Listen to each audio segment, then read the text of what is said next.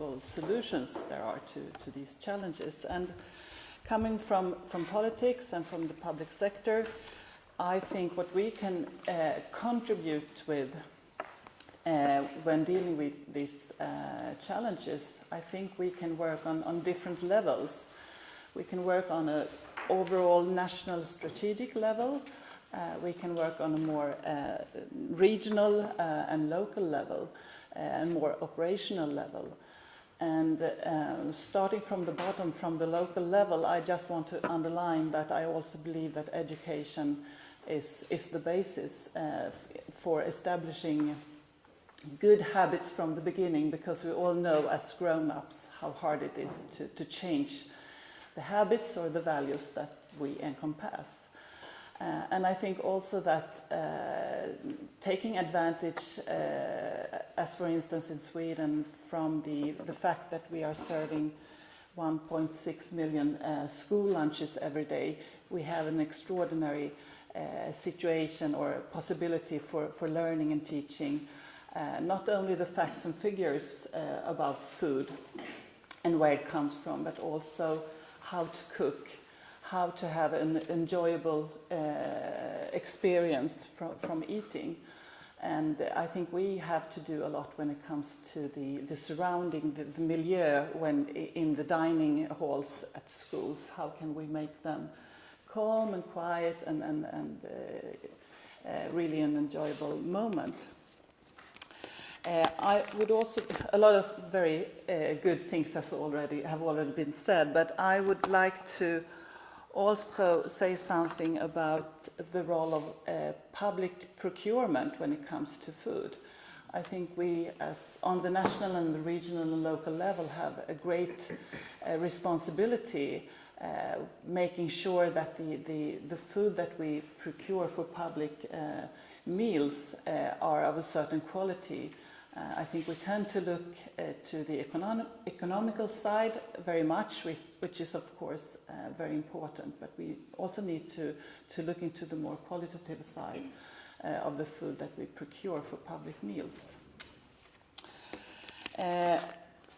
Moving to the national level, I think there is a lot that could be done. For the moment, we are working and we have been working for almost a year with a national food strategy in Sweden, bringing together all the different stakeholders from the whole sort of production value chain, from the primary production producers to industry, to the retailers and the consumers.